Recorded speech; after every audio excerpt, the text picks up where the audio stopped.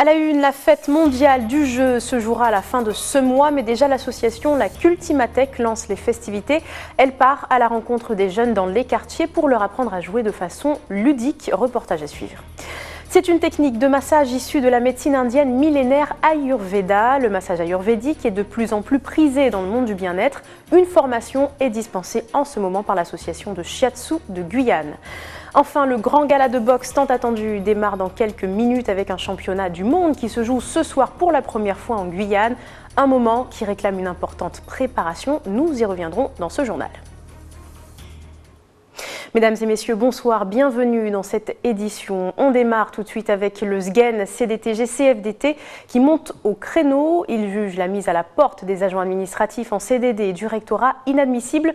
Outre la manière dont l'annonce a été faite par courriel, sur le fond, le syndicat souligne les lourdes conséquences d'une telle décision pour l'académie à la rentrée prochaine.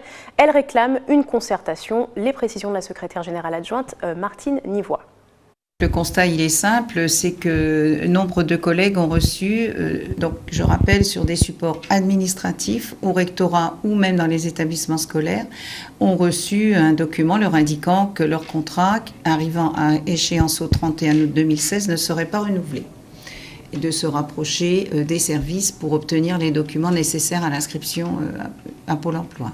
Je reproche déjà la violence, parce que les collègues qui ont reçu ça, sans signe annonciateur, sont tombés de haut. Les syndicats eux-mêmes pas vraiment informés. Je considère que même si on sait qu'il y a eu au fil des années une gestion des supports un petit peu non conforme au cadre dans les dernières années. C'est vrai qu'il faut peut-être remettre de l'ordre, mais ça nécessite un dialogue social, une explication avec le rectorat, avec les syndicats. La rentrée est déjà difficile pour l'affectation des nombreux enseignants qui arrivent juste pour la rentrée. Il y a un gros travail à la rentrée. On ne peut pas imaginer même que le rectorat puisse fonctionner sans eux. Nous voulons du dialogue social, nous voulons savoir de quoi il s'agit et quels sont les objectifs fixés au recteur, si on lui en a fixé, je suppose, si le ministère lui en a fixé, et qu'on puisse voir ensemble comment éventuellement faire évoluer la situation, mais sans dommage, avec le moins de dommages possible, à la fois pour nos collègues, pour le fonctionnement des services ou des établissements scolaires. En bref, à présent, notez que l'État a réagi après le fiasco du nouvel examen du code de la route. La délégation à la sécurité et à la circulation routière annonce le retrait des questions ayant obtenu les plus bas taux de réussite. Selon nos confrères du Monde, sur les plus de 3000 candidats ayant passé l'examen lundi, seuls 16% l'ont réussi contre 70%. Habituellement, des places supplémentaires vont également être bientôt ouvertes pour permettre aux personnes de repasser l'examen rapidement et gratuitement. Direction Gros-Morne en Martinique à présent. Depuis mercredi, la ville met à l'honneur les métiers de l'art et du patrimoine avec un village dédié. Une seconde édition qui rassemble une vingtaine d'artisans dans le hall des sports. Cette année, c'est le bois qui occupe une place de choix sur les stands. Des ébénistes des 4 coins de l'île ont fait le déplacement pour présenter leurs ouvrages. Reportage Marie Tricot et Loïs Régis. C'est fait entièrement en bois, c'est du mahogany. Il n'y a que là que j'ai mis pour la tentante, j'ai mis un bois clair qui est du poirier. 3 mois de travail, du bois local et un coup de cœur. J'ai trouvé mon bonheur. Je crois que j'ai eu un coup de foudre pour cette œuvre et vraiment, j'ai pas beaucoup négocié parce que je crois que le travail de l'artiste, ça se paye. Ça se paye et ça se fait connaître. L'artiste a fait le trajet depuis Rivière-Pilote, une quinzaine d'œuvres dans les valises et de l'énergie pour parler de ces bois qu'il sculpte avec amour et patience depuis des années. Plus que sur le chiffre de sa vente, il mise sur les rencontres pour remplir le carnet de commandes. C'est très très important parce que comme c'est une petite entreprise, donc pouvoir communiquer sur les médias, ça coûte très très cher. Et à travers les salons, on est en contact direct avec les clients. Donc je prends les mails, je prends les contacts et je suis obligé de faire 2 à 3 fois par an. Et à chaque fois, quand j'expose, les gens me disent qu'ils ne me connaissent pas, Donc je vois que c'est vraiment utile. Abricots pays, poiriers, glycéria, mahogany. Les bois caribéens sont une muse fidèle pour ces passionnés qui façonnent quotidiennement des produits revendiqués 100% locaux et durables. Nous faisons des produits pratiquement garantis, je dirais pas vie, mais au moins une dizaine d'années sur le produit et même plus. On ne compte pas le temps. Ce qui compte pour moi, dans mon cas, je parle à titre perso, c'est le résultat final. Et moi, je suis toujours fier en fin de réalisation de voir le produit. Cette année, la foire met le bois et ses sculpteurs à l'honneur. Une manière de rendre hommage à une profession difficile et exclusive. Ce métier est un métier quand même qui est laborieux. Il y a beaucoup de poussière, il y a beaucoup de machines, d'outils. On a connu pas mal d'ébénistes autrefois. Mais comme nous sommes un métier sous tension, on a tendance à partir en diminution. C'est pourquoi cette manifestation, on a voulu rehausser ce métier, montrer ou susciter d'autres vocations. Le bois n'a peut-être pas fini d'inspirer les audacieux. Ces jeunes en insertion se familiarisent depuis 2 ans avec le matériau et leurs créations font forte impression. Je trouve que c'est superbe, beau travail. Les exposants ont 4 jours pour faire connaître leur profession. Aux côtés des confirmés, les jeunes entendent bien ne pas laisser mourir la flamme de l'artisanat local. Promouvoir le jeu et l'apprentissage de façon ludique, c'est le credo de la Cultimatech. Depuis sa création en 2007, l'association se déplace dans les quartiers de toute la Guyane à la rencontre des jeunes pour leur permettre de s'amuser tout simplement. En marge de la fête mondiale du jeu qui se tiendra donc à la fin du mois, l'association met en place plusieurs animations dans tout le département, du jeu d'adresse au bon vieux jeu de société. Reportage Xavier-Paul Lepelletier. La fête mondiale du jeu, dans le reste du monde, c'est à la fin du mois, mais à Chicago, c'est parti depuis ce midi, pour le plus grand bonheur des gamins du quartier. Déjà à l'ouverture, dès qu'ils ont vu la voiture de la Cultimatech est arrivée, le bouche à oreille a fait que tous les jeunes se sont réunis en quai en une fraction de seconde. Ils étaient déjà tous devant la porte en attendant l'ouverture. Et quand je suis arrivé, j'ai ouvert la porte pour eux, ils sont entrés, on a fait l'installation. J'étais impatient d'entrer, alors gérance des jeunes à la queue leu, on attend notre tour pour entrer, nom, prénom, numéro de téléphone. Comme à son habitude, la Cultimatech permet aux jeunes de profiter des consoles que certains n'ont pas la chance d'avoir à la maison, ou tout simplement de se trouver un compère face à qui se mesurer à la main plutôt qu'à la manette. Les jeux en bois, c'est une manière de se montrer à la toucher.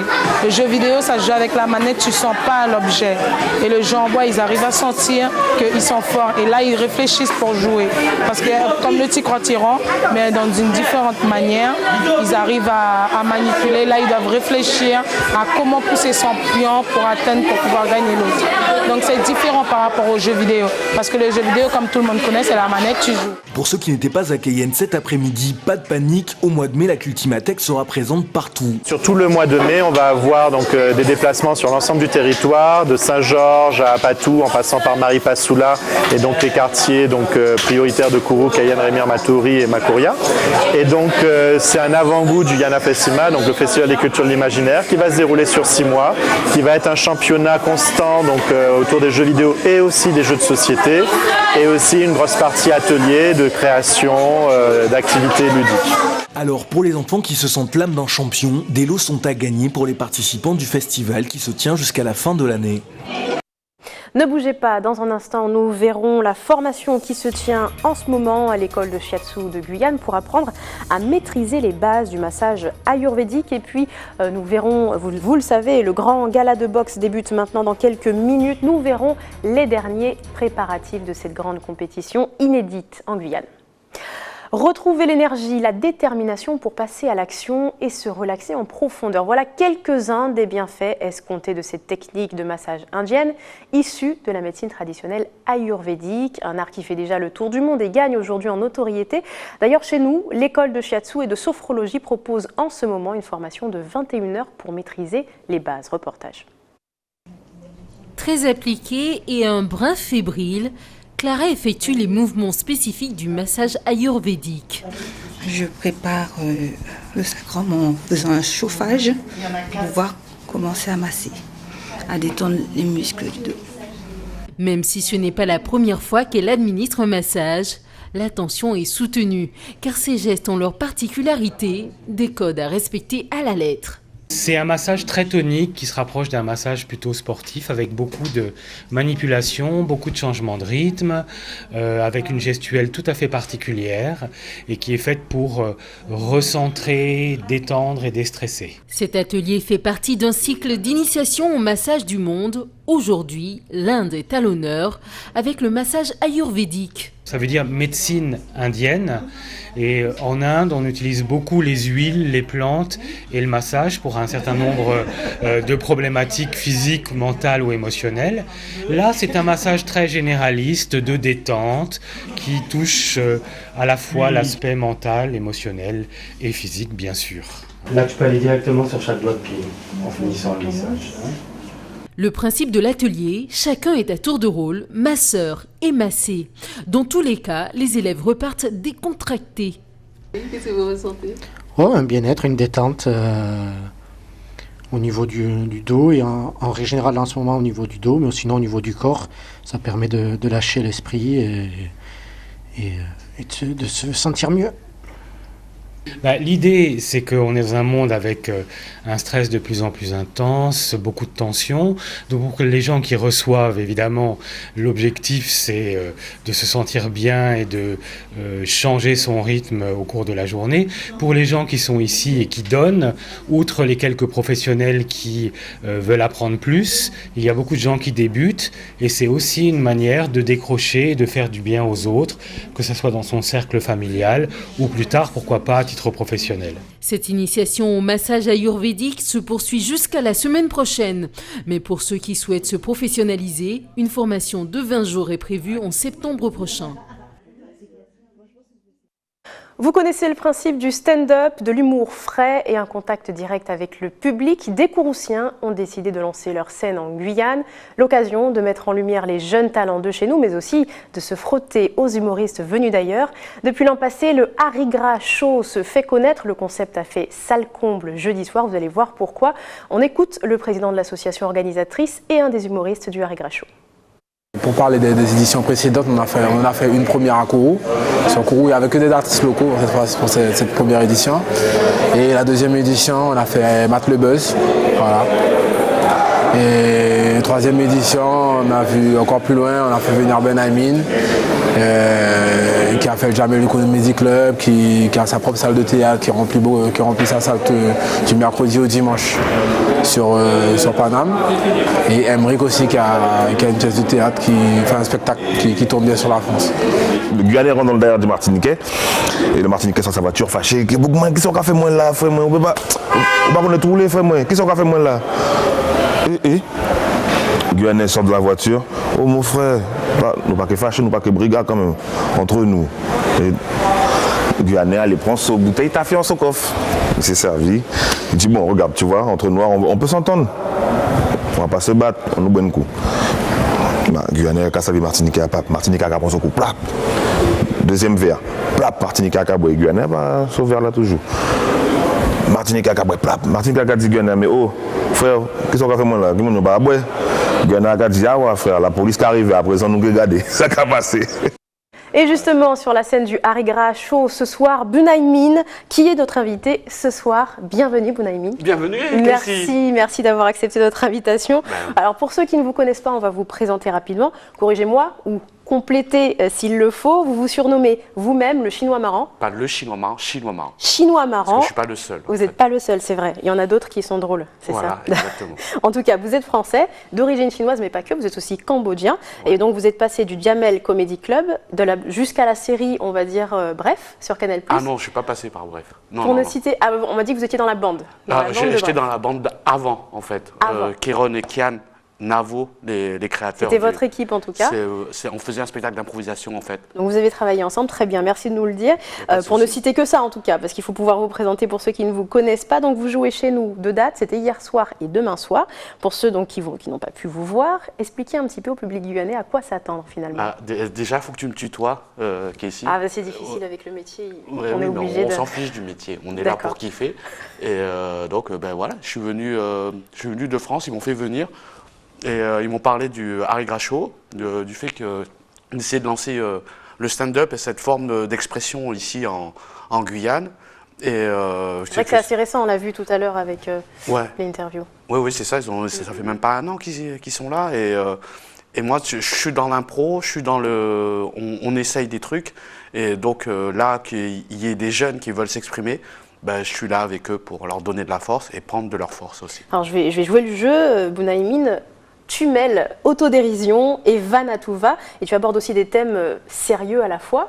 Comment mêler ces deux facettes finalement de ta personnalité? En fait, je cherche pas.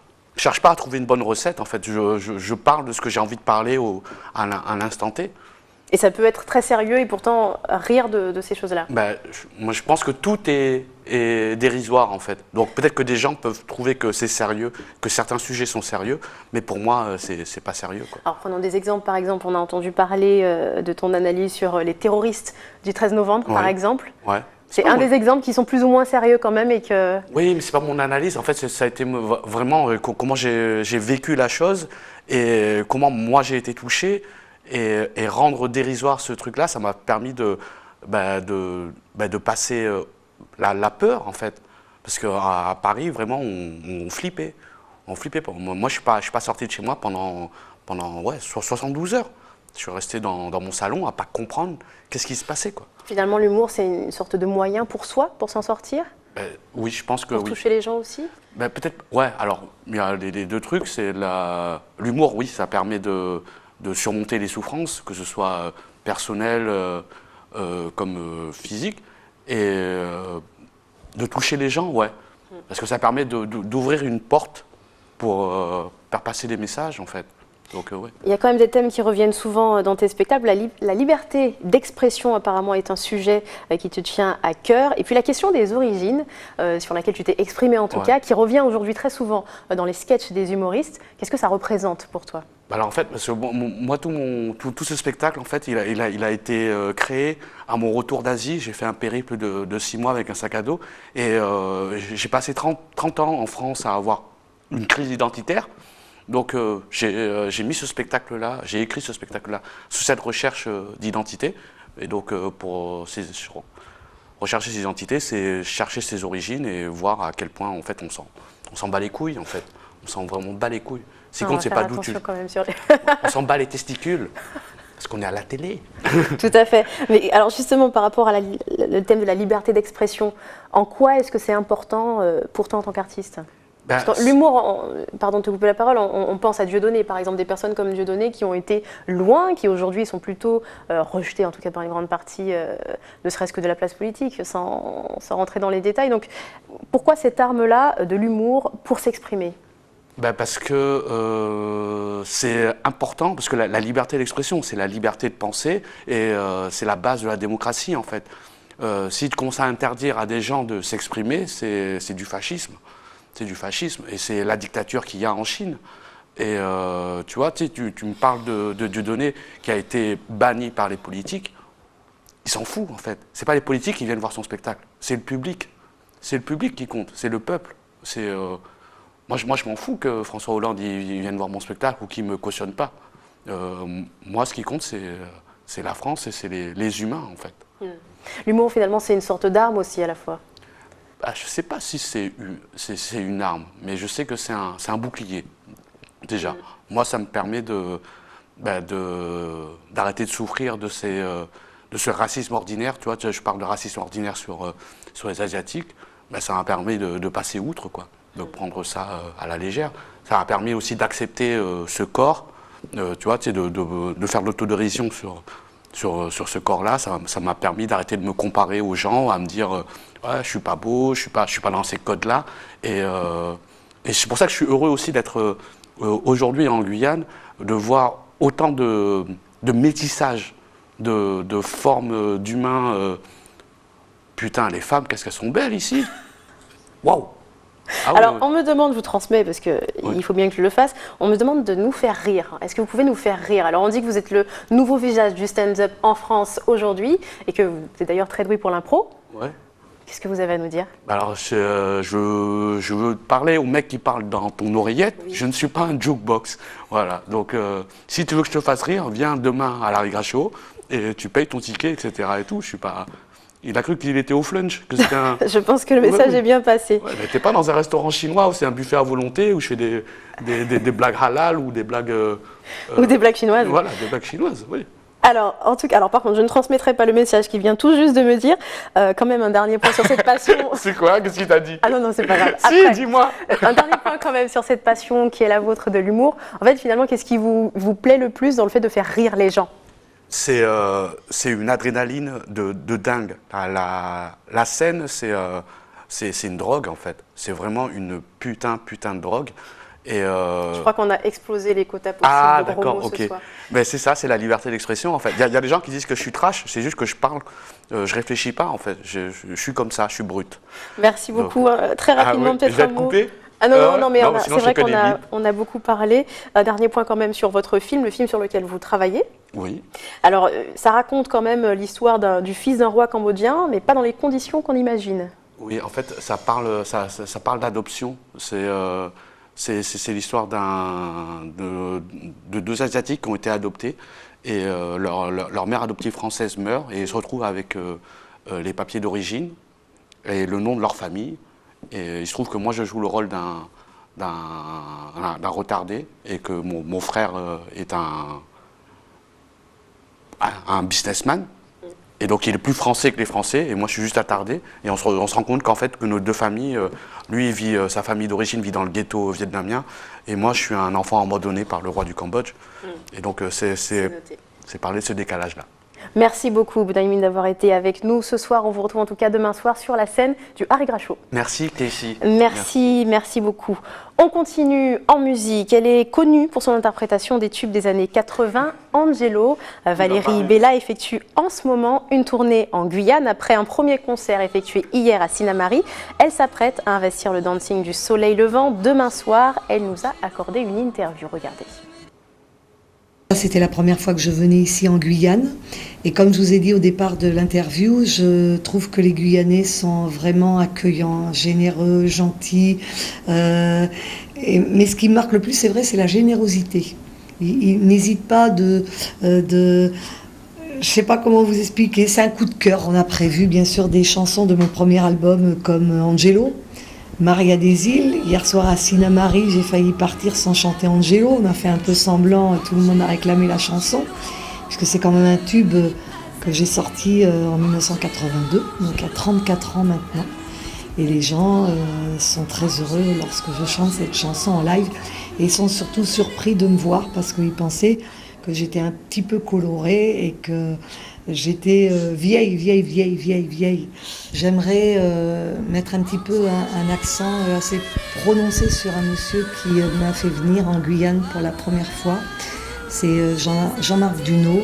Il a été très audacieux d'avoir l'idée de me faire venir en Guyane et de enfin faire voir qui j'étais, comment j'étais, la chanteuse d'Angelo.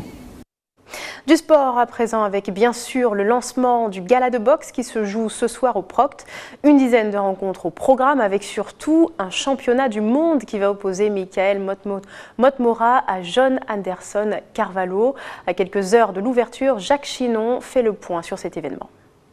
C'est un championnat du monde, c'est une rencontre hors du commun. Et on ne sait pas l'issue de cette rencontre et je crois que c'est le côté très important dans cette manifestation. Donc je pense que le Guyanais, qui n'a, comme moi, comme certains n'ont jamais vu un championnat du monde de ce niveau, vont adhérer et venir au moins découvrir vraiment toute la forme de présentation et de déroulement pour la mise en place du championnat du monde. L'événement de ce soir, nous voyons, je m'intéresserai très peu à la vente des tickets, mais en ce moment, il y a un bon défilé auprès du PROG pour l'achat des billets. Donc ça a bien démarré depuis hier. Je crois que le public va répondre présent et ce sera une très belle soirée. Mais dès le troisième round, on saura déjà, si on est un bon technicien, on pourra déjà savoir de quel côté la balance se penche. S'il n'y a pas de chaos, la décision va être assez litigieuse, puisque je vais vous dire la vérité. Dans les 28 combats qu'a le Brésilien, il en a perdu 5 chaque fois qu'il a boxé à l'extérieur. Et Motmora, il a fait plus de performances à l'extérieur de chez lui, de la France, qu'en France. Donc il est plus chez lui à l'extérieur qu'en France. Donc c'est cette vision que j'ai, cette approche que j'ai qui me permet de penser que ce sera un combat très tactique et très technique. Je crois que la Guyane aujourd'hui, c'est le centre du monde, il faut le dire, et pour moi c'est une belle victoire. Un mot à présent sur l'événement cyclisme du moment. La deuxième édition du Grand Prix de la coopération a démarré hier. Une première étape effectuée entre Irakubo et Mana, remportée par Hervé Arcade. Et la deuxième étape s'est jouée cet après-midi entre Sinnamary et Saint-Laurent. Résultat aujourd'hui, Patrice Ringuet arrive premier. On écoute sa réaction ainsi que celle du maillot jaune Hervé Arcade. Le but lorsqu'on prend le départ, c'est de faire de la compétition. Il faut qu'il y ait de la fête. Donc ce qui est défaut aujourd'hui, il y avait du niveau. À savoir que Hervé Arcade, c'est un potentiel futur vainqueur du Tour de Martinique. À savoir. Donc rester à ses côtés, c'est quelque chose de très, très, très fort. Donc c'est un bon coureur. Donc si on a pu rester au contact, c'est une bonne opération. Donc je pense que chaque joueur qui viendra, on verra son coureur.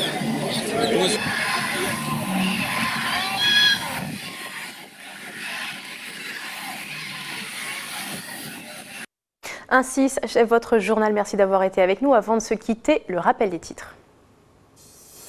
La fête mondiale du jeu se jouera à la fin de ce mois, mais déjà l'association, la Cultimatech, lance les festivités.